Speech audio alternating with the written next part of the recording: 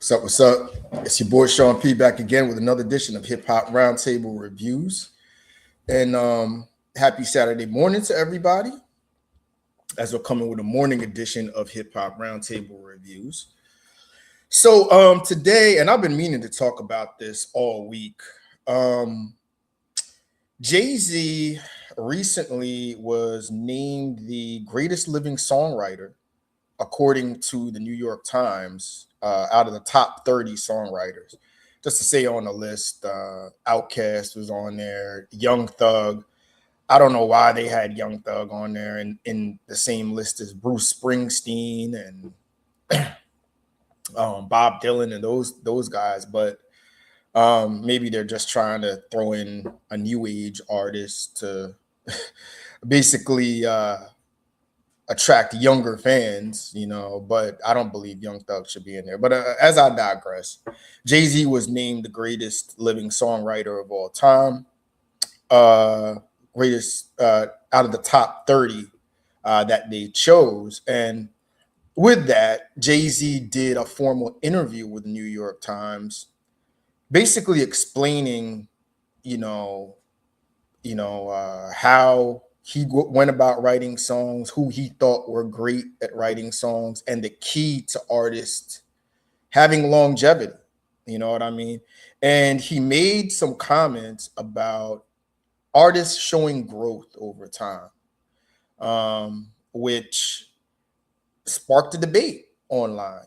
Is Jay-Z hating on the younger form of hip hop fans? You know what I mean? Because Jay-Z is old, is he saying this now? Because Jay-Z alluded to when he was younger, basically championing, a younger form of making music, So this sparked a debate, and basically what we're going to do today is we're going to look at Jay-Z's comments first in whole, in complete context, from Wayno's podcast. Shout out to Wayno. Definitely go like, share, and subscribe his podcast, the comments in hip hop. And then we're going to get to DJ Akademiks and his vitriol for Jay-Z. And you could say maybe his misguided judgment of Jay-Z's past lyrics. I'll just leave it at that. We'll discuss in a little bit. And then we're going to get to the real agenda. What's DJ Akademiks' real agenda against Jay-Z? And is this something where DJ Akademiks really has hate towards Jay-Z, or is he trying to divide hip-hop? You know what I mean? Is he trying to galvanize or weaponize younger hip-hop fans to hate Jay-Z and to hate an older form of hip-hop? And of course, we're going to tie in Drake to this because Akademiks wants to tie Drake into this, as always. So a lot to talk about, a lot of moving parts, but we will get to that. We're going to start with Jay-Z's comments first, and then I'm going to give my perspective, and with a little bit help of Wayno and his comments as well. So let's start with that. And Jay-Z's comments as being named the greatest living songwriter currently, according to the New York Times. So let's go with this. All right. Yeah. Tom, never fight against the future. Future's coming. Artists, they were trying to recreate something that was already done, but they're not connected to it like that. They're not living it and breathing it. They were fighting against gravity as opposed to telling their story. We needed that other side. We needed to hear about what happens when you've had 4 successful albums. What happens? What is that feeling like? How do you make the next one? How did you get in the studio? How are your kids? How do you interact with them as this hip hop dad? But if you're trying to make young music and you're not young, it's going to be inauthentic, and people can feel that. You can smell it.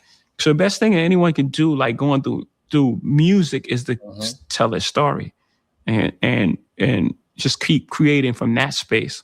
I love what the Clips are doing right now and how it's authentic to them. And they're telling the story about their mom and dad who just passed away and how deep that is, with John Legend singing on the chorus, and like, you know, everything that they've been through is an authentic display, a piece of classic material that it could have came out 96 or come out 2026. It still feels the same because it's real and it's authentic to who they are. So before we get to Wayno's comments, I just want to comment real quick on Jay-Z's piece that he just said. This right here is, I mean, free game times 1,000. I think that this is the most powerful statement in hip hop right now. What I have been saying for a long time. In my opinion, I think Jay-Z is, if not the greatest, at very best, the 1B greatest of all time. And that the reason why is Jay-Z was able to reinvent himself over eras because, you know, he grew as an artist. He didn't stay stuck in one mode of rapping, you know, from a certain age and become a one-trick pony. He evolved over the years. He went from Reasonable Doubt Dope Boy Hove to, you know, the late 90s, I'm flashy, I got money Hove, to the braggadocio, you know, I'm the slick talker out there Hove, you know, to, you know, the mid 2000s where he grew up, he became an executive, you know what I mean? You know, no more throwback jerseys, button ups and fitteds, all of that, you know, into the early 2010s where he became more of an, you know, avant-garde kind of more artistic artist, you know what I mean? Where he basically explained, this is how I am, you know, as a billionaire, you know what I mean? This is who I am now. So Hove was the greatest at evolving through the years, through probably about 5 or 6 different eras of hip hop. And not many artists can do that. You know what I mean? Nas is able to do it. I would say to an extent, Kanye West. I think Kanye West is trying to experiment too much with new sounds.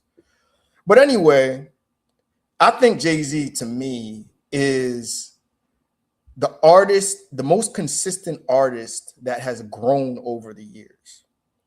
And what he's basically saying is, in the end of the day, you know, you can't stay in one pot and rap like you're 25 when you're 45 again.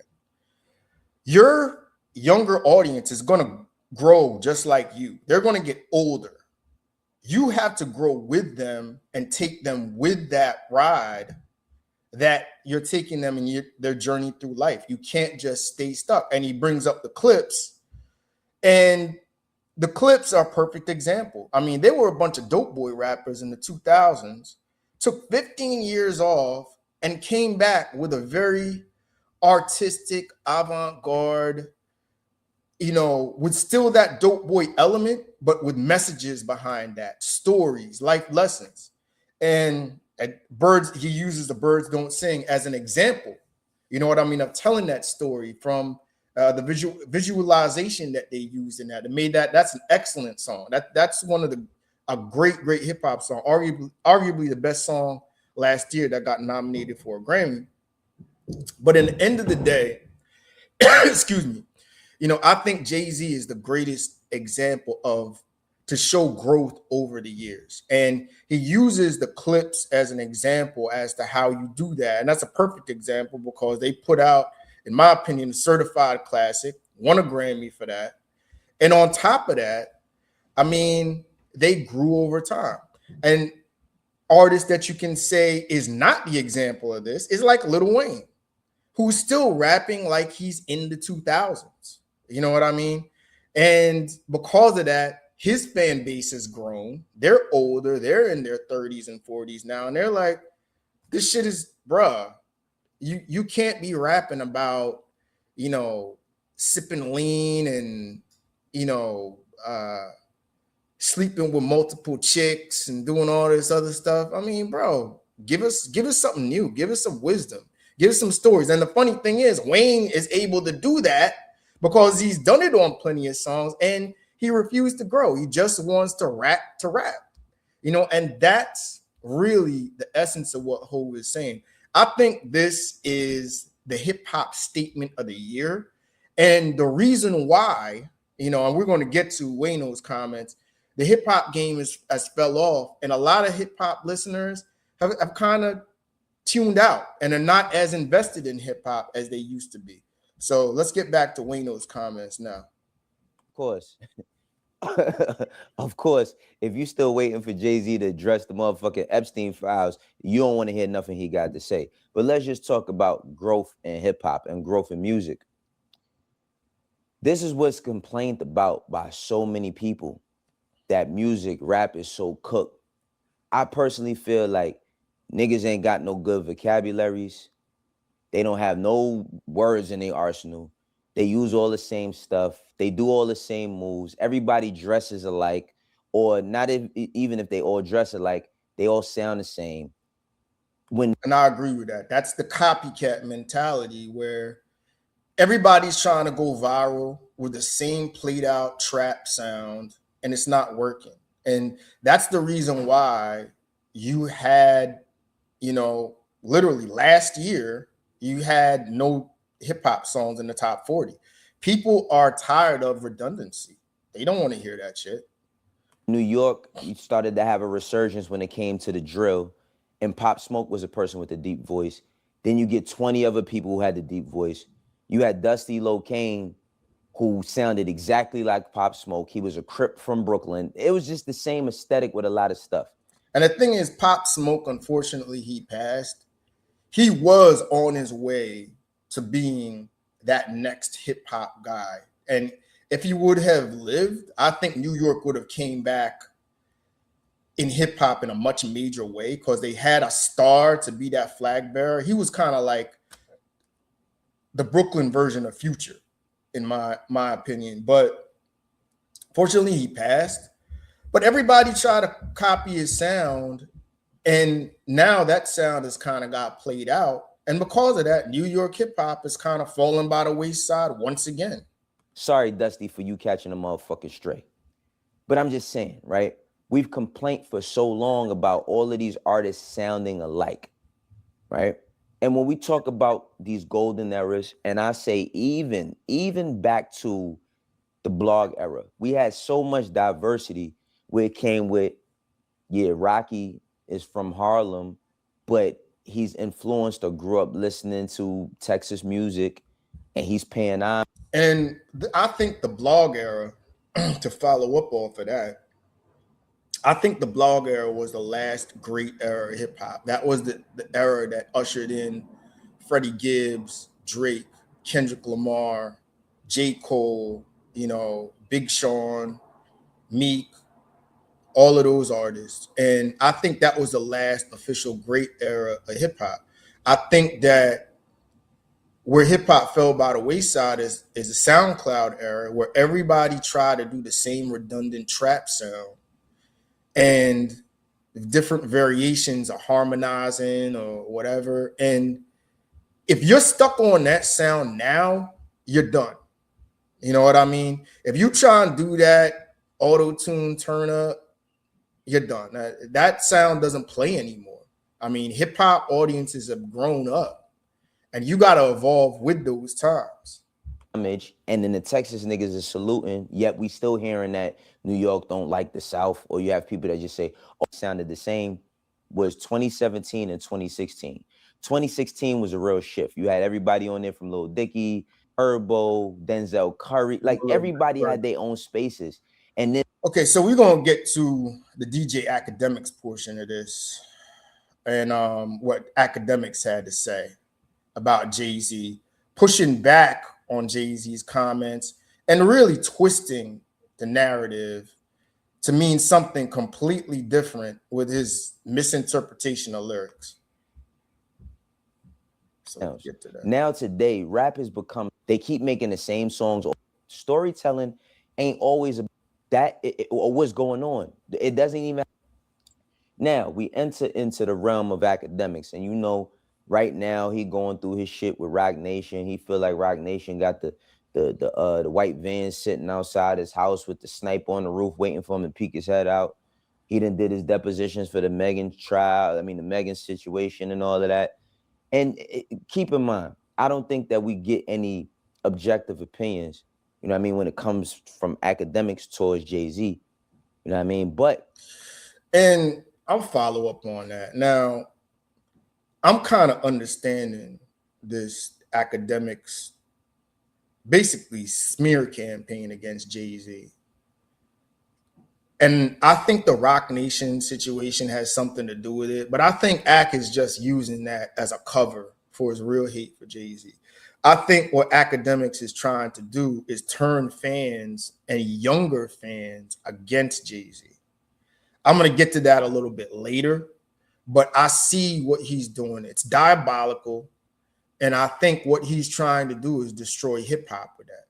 But I think he's trying to turn and weaponize and galvanize a certain fan base against Jay-Z, who doesn't even know any better because they never grew up in the Jay-Z era. But we'll get to that. And just watch this, or what Akademiks comments on he Jay-Z. Starts to break down what he thinks about Jay, and you know he immediately turns it into something about Drake. Let's watch. As you, hey yo, you see, I'm gonna say the elephant in the room, man. This is hating ass Jay-Z once again. He talking to Drake, man. You know Drake turning 40 this year. He trying to like, yo, he one of them type of nigga gonna give you the bad advice. And see, again, this really had nothing to do with Drake, even though it does apply to Drake over the last 5 years. Drake really hasn't grown as an artist in the 2020s. I would say he's been stuck on the same sound. I'd really say since Certified Lover Boy. And he hasn't grown. You know what I mean? And Drake is about to be 40 years old this year. He's 39, going to be 40. And he's still talking about trying to sex and trying to, I guess, pick up, 22-year-old girls that are, strippers, all of that other stuff. It's like, bro, no wonder people are going to stay stuck on that, A minor, you're a borderline, PDF narrative, because you're obsessed with lusting over young women. You know what I mean? That's not a good look for a man who should be bossing up. You know what I mean? But Akademiks wants to make this into and twist this into Jay-Z is purposely going against Drake on this. And he's doing this to galvanize his fan base, need I say stan base, that are, with a multitude of Drake fans. That hopefully you follow, and then when you get unsuccessful, you be like, well, at least you tried. At least when people be like, well, at least you did it the right way. Man, if you don't get the fuck out of here, Jay-Z had a whole career. That nigga said 30's a new 20 when he became 30. The nigga said, I'm young forever. And now that he's 70, he's trying to tell other niggas, nah, y'all got to make music. And that's disrespectful, man. First of all, Jay-Z is 56, but trying to say he's 70, come on, man. At the same time, the forever young and 30 is a new 20. He's totally, you could tell Akademiks does not listen to lyrics. Now, mind you, this is the same guy that took Mother I Sober and basically put it out there, oh, well, this is about Kendrick Lamar getting touched as a child, when it's totally not about that. He totally missed the point about that. You know what I mean? Like, he made up a whole narrative over misinterpreting lyrics for what they were, which that song had nothing to do with that. You know what I mean? That song was him talking about his therapist in a therapy session, it had nothing to do with him being touched on as a child, and he tried to recreate a total narrative. You could tell Akademiks does not listen to lyrics. He doesn't. He just listens to bops, radio bangers, maybe some hooks, but he does not understand lyrical hip hop, not one bit. And for a hip hop journalist, that's terrible, bro. You need to educate yourself. Music like y'all old now, man. Nah, don't do what I was doing, saying 30 the new 20, young forever. Y'all gotta make y'all gotta leave the youth alone. Man, this don't get the fuck out of here. I keep telling y'all, man. Jay-Z the type of nigga, bruv, when he ready to Jay-Z likes to put a bow on a lot of bullshit. The guy's 70, half his life. Jay-Z was like 50 when he was like, yo, I'm young forever. What you mean young forever? Let's go. He was actually in his late 30s, but come on. Yeah, let's go back and check out the math. Jay-Z, forever young. That's what we be, forever young. 2009, Jay-Z made that shit. That he young forever. Okay? It was a song on the album released in 2000. All right, before we get into Act's baseless claims with this shit, let's talk about 30's the new 20. While 30's the new 20 is the hook, the song is about perspective. Being a nigga that's old enough that you are in your 30s, understanding what it means to be in your 20s, but realizing that you're old enough to have made the changes in your life where, yeah, I'm still cool. I still got it. I'm still fly. I still could rap. I still could do all of these things that the young niggas could do, but with a different perspective. And see, that's the key. You know, that's the reason why you could tell Akademiks, he's dumb when it comes to understanding hip hop. But see, a key point is Akademiks doesn't understand the context of songs and song structure, but his base, his stand base, and the people he speaks to, which is mostly Gen Z and Gen Alpha, they don't understand lyrical hip hop either.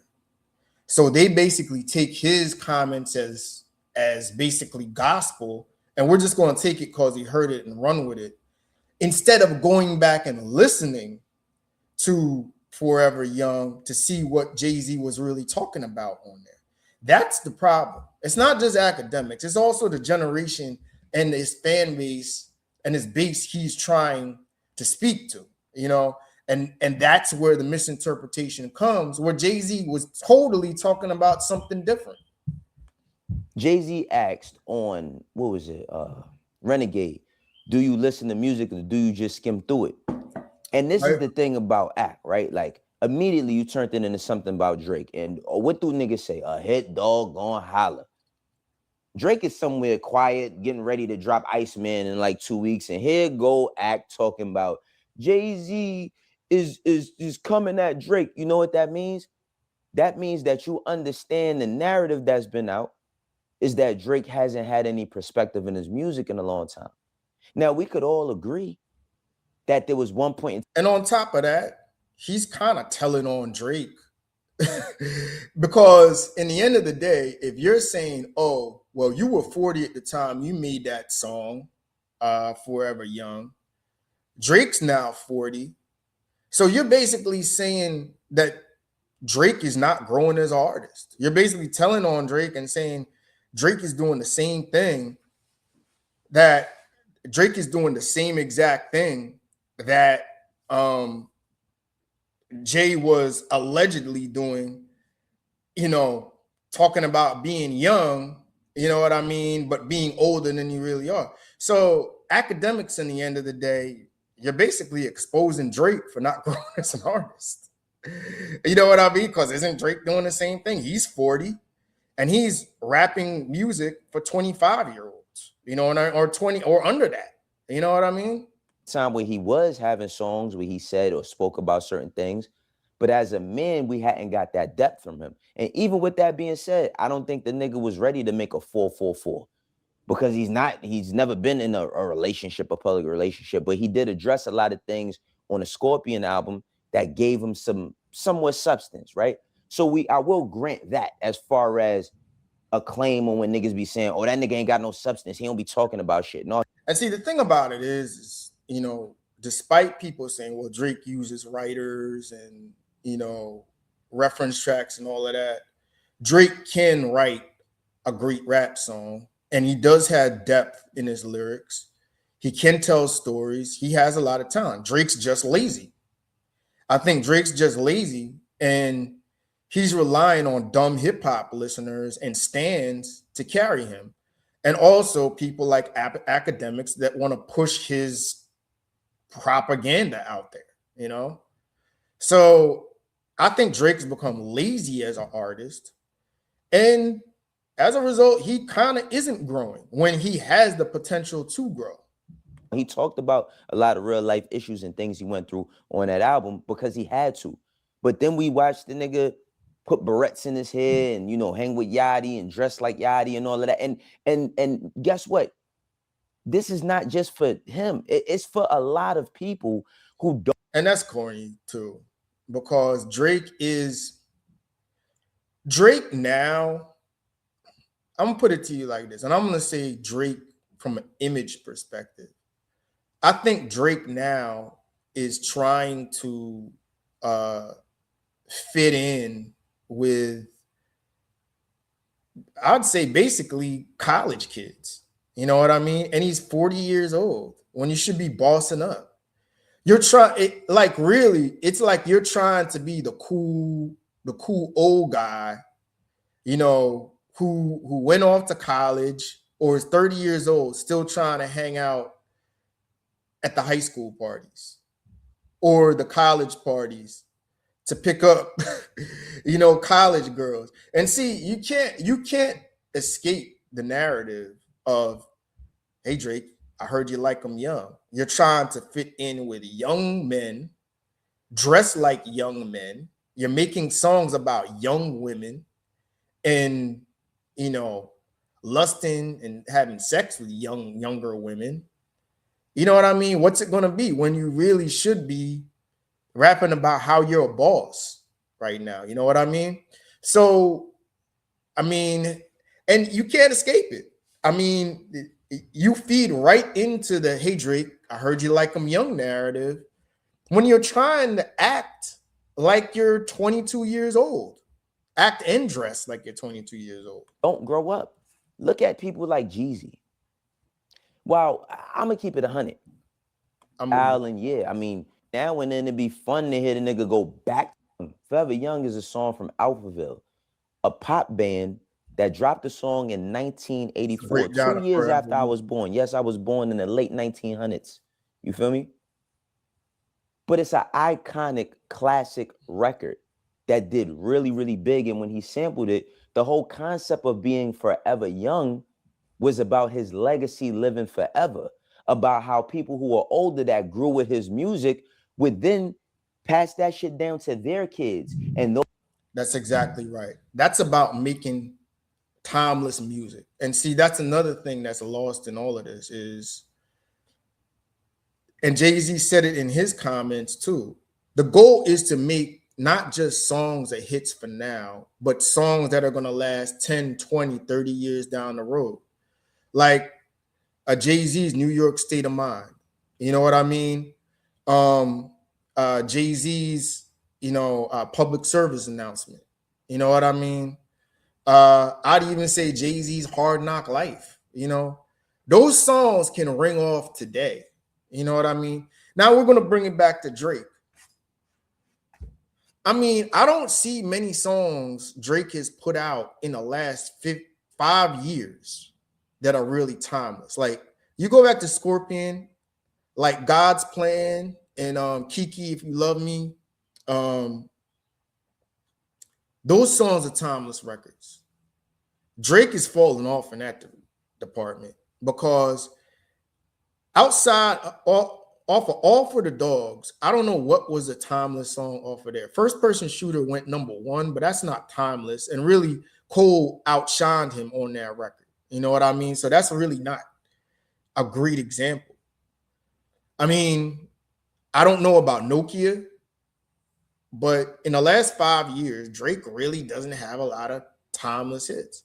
You want to say the I'm Too Sexy record or what have you. But that was because of Young Thug and Future carried that record. So it's like Drake does not apply that, timeless formula. And that's the goal of like a Forever Young, saying you have to be young, but you could be forever young when you're timeless. And people don't understand. Like Akademiks generation or Akademiks people that he's talking to definitely don't understand that concept. Those kids would pass it to other people, and people would enjoy the brand of with the legacy that he left. And niggas will always say his name, so it'll always be something new because young people will still engage based on how it's passed down. But Act don't listen to music, and when we be getting mad, that's exactly right. He don't listen to music at all. I think. Well, I'll put it this way. I think Academic does understand hip hop, and I think he does listen to rap because he is smart. You know what I mean? I'll give him that.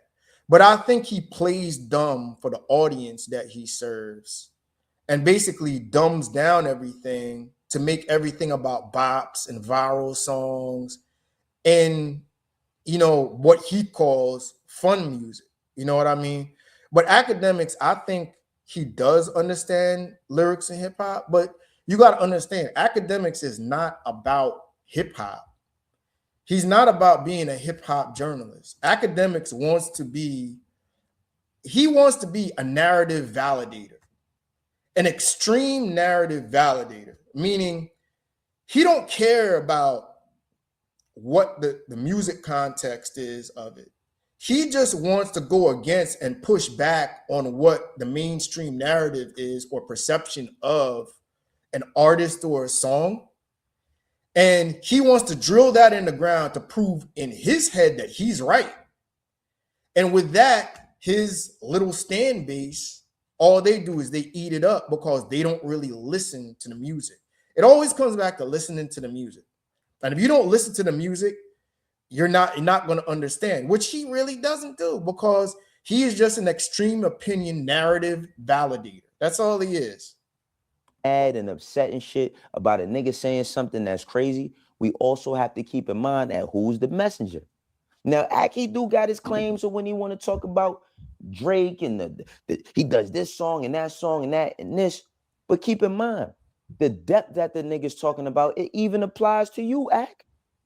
You in your late 30s. See, I'm in my early 40s. That's right, because Ak is pushing 40 too. He's pushing 40 as well. So it's like, bro, you're not forever young.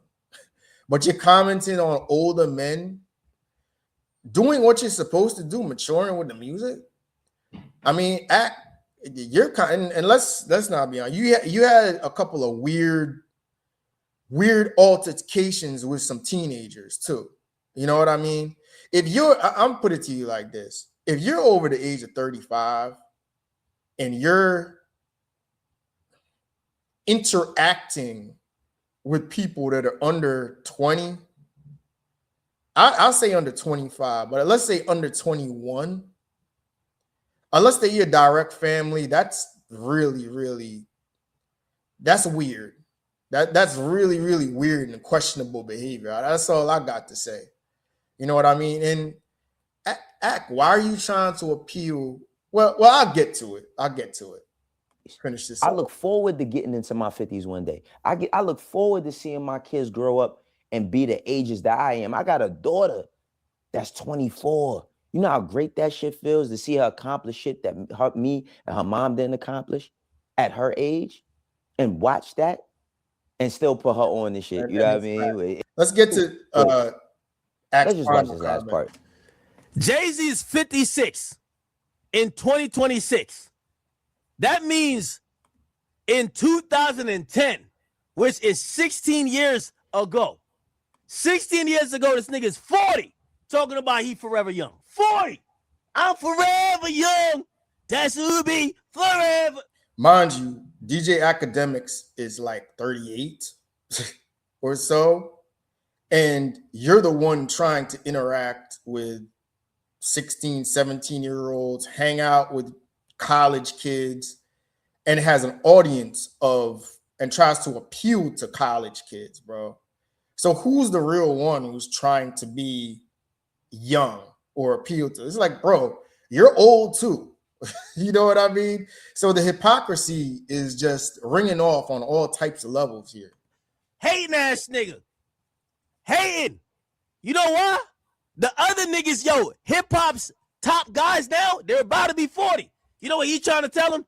Nah, man, we used to tell him that. You grandpa Hove now. He ain't want to hear it. Forever young. That's what he's saying. 30's the new 20. He was on that R. Kelly shit. That's what Kelly was telling them hoes. You know, Kelly. And listen, see what I mean with his narrative? What the hell does R. Kelly got to do with this, dude? You know what I mean?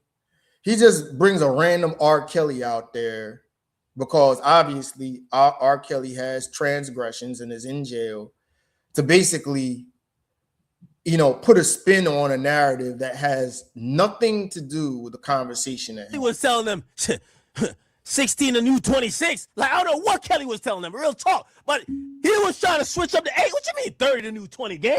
What you mean by that, gang? And that's just that, man. Yeah, and that's a joke about that. But I'm gonna get to really what's going on. And the whole DJ Akademiks agenda against Jay-Z and really what's going on. And my real personal feelings why Akademiks is doing this. So basically, like, I think DJ Akademiks' main agenda against Jay-Z really is not the Rock Nation thing, really not the Meg Thee Stallion thing, Tory Lanez and all of this. I really think what it is DJ Akademiks is trying to turn younger hip hop listeners. I mean, what I mean by that, Gen Z hip hop listeners, Gen Alpha hip hop listeners who are really ignorant. Gen Z and Gen Alpha, in my opinion, are the worst generations out there as far as having perspective on something, because everybody, they look at everything in their own time box. Like, it's almost as if it didn't occur between the years of 2000 and 2026, it didn't happen, you know? So they only know of Jay-Z from Illuminati posts, from, you know, alleged relationships with Aaliyah that never happened. You know what I mean? Conspiracy theories. So they only know Jay-Z from internet content and narrative, and him being one of the most wealthy billionaires out there that, you know, basically is in charge of the Super Bowl. They never lived Reasonable Doubt. They never lived Hard Knock Life Volume 2. Ak is taking advantage of that. And I think what Ak is trying to do is trying to create a hip hop war and basically shame older hip hop fans and basically point out, you know, old head hip hop fans, the over 30 hip hop fans, as being the problem, because we're the ones that don't want to accept them and accept their styles. We're the ones that don't want to grow. We as an older hip hop fans want to be stuck in our ways. And that's not the case whatsoever. Older hip hop fans, they paid respect to Rakim, LL, KRS-One before the golden era. I mean, and we're all about younger artists. You know what I mean? But Ak from the jump has been trying to pit that narrative. And I think with Iceman coming out, is a perfect example for him to go ahead and promote Drake as being the next great god of this thing off of mediocre to mid music. You know what I mean? And technically, I think Drake has a little edge towards Jay-Z. Me personally, my personal opinion is I think Drake is obsessed with Jay-Z low-key. He's featured Jay-Z on like most of his albums. He said in plenty lyrics before on songs like Summer 16, I'm the new Jay-Z. You know what I mean? He's low-key is obsessed with Jay-Z and has animosity towards him because Drake is a very sensitive dude.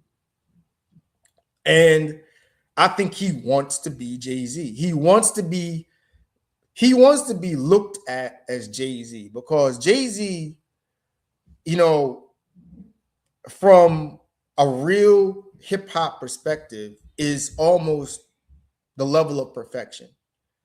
What has he not done? He has done everything a GOAT can do. The only real blemish on his record was the loss to Nas, but is it really a loss when Nas is, if not the best, 1B? You know what I mean? That was the greatest hip hop battle of all time. So I think Drake low-key does have animosity towards Jay-Z. And I think he likes it when Akademiks and all of these other, pro-Drake podcasters put these little seeds out there and basically smear campaigns on Jay-Z. I said this on the last pod, and don't be surprised that this happens. Jay-Z, of course, is coming back to music this year in the form of the Yankee Stadium, Reasonable Doubt Blueprint concerts, and also Roots Picnic. My opinion, I think this is just segue to get Jay-Z's feet wet back get his feet back in the game. And by the end of the year, I think we're going to have new Jay-Z music, in my opinion. But I think with those concerts coming, I think Drake wants to kind of get the attention off of those. So I would not be surprised with the release of Iceman that around the same time those shows happen, Drake is going to do a similar concert and probably do a concert that's a similar concert in Toronto. Like, mark my words. He's going to do his version of the pop out up in the Rogers Center up in Toronto. You know what I mean? And he's going to have guests on there. He's going to have people come out there. And, of course, there's going to be, vitriol, and they're going to go back at Kendrick Lamar. It's all lined up. But I think he wants to take the shine away from Jay-Z. Just like, people rumor that Nas is the one that Jay-Z's always putting something out when Nas comes out. I would not be surprised around that time in July, Drake has a concert. You know what I mean? Because he does not want anybody to take their eyes off of Iceman. And I think he's a Jay-Z wannabe. I think he has a low-key obsession with Jay-Z. Akademiks, on the other hand, I think it's more sinister. I think Akademiks wants to create, wants to create a hip-hop divide with older and younger hip-hop fans. And he's trying to sully the legacy of Jay-Z to paint him out to be trash. I mean, I'll put it to you like this. Like, I did a post in one of the hip-hop groups I'm in. This is not my hip-hop group, but another hip-hop post. So basically, I did a post, and I basically asked the question, for people only 30 years old and younger, and what's your opinion on Jay-Z? Is he on your GOAT list, and do you respect his music catalog? And I got mostly positive comments. You know what I mean? A couple of guys saying he's the best. Yes, he is. But you got guys like this. Nope, he's trash juice. Nothing original about him. His whole career, he stole bars, hooks, more, which he was influenced by other artists. You know what I mean? But, I mean, he came out with some of the greatest rap lines and rap bars of all time, which people have stole his bars, including Drake, but no swag, you know what I mean? No swag when he changed the way people dressed, from rockaware to button-ups and fitteds to wearing suits. I mean, the thing is, no, he's not known for not writing lyrics. Yeah, because he memorized everything in his head. Biggie did the same thing. You know what I mean?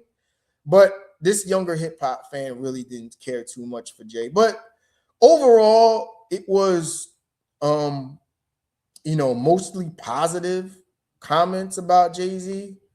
But at the same time on this, there were some, people that came back at him, you know what I mean? But and another thing, they say, oh, young boys think NBA young boy is the GOAT, which maybe for that generation he might be great. But does he really make the timeless music? That's the thing, because I can't name you one NBA YoungBoy song that rings off as to, okay, I remember that song. You know what I mean? That or anything that defines NBA YoungBoy. You know what I mean? But nevertheless, it was mostly positive. But you see more negative comments coming at Jay-Z. And I think that's because of narrative pushers like DJ Akademiks trying to run smear campaigns and sully the legacy of Jay-Z and sully what he's done. And every time Jay-Z does something, they come right back to basically try and, pour cold water on the story of what Jay-Z has done and any accomplishment that Jay-Z has had. DJ Akademiks try to make a Jay-Z story out of the Nas getting casino bid approved. They just opened up the new casino in Queens, and try to make it about Jay-Z not getting his casino in Times Square. I mean, it goes on and on, but he's applying that pressure because I think deep down inside, Akademiks is bad for hip hop, and I think he wants to start a hip hop war, but with younger generation, Gen Z, Gen Alpha fans against millennial and Gen X hip hop fans. I think that's what he's trying to do, and he capitalizes off of that. He capitalizes off of going at these artists, older artists, and pumping up young artists, even if the music isn't even good. And to him, and in that circle, Drake is God no matter what he does. So that's what I think about that, man. It's going to be interesting. It's going to be an interesting summer, yo.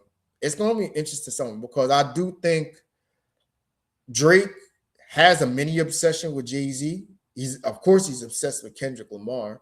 It's going to be interesting to see what's going to happen with Iceman. Iceman's coming in about 2 weeks now. You know what I mean? So we're going to see what that's about.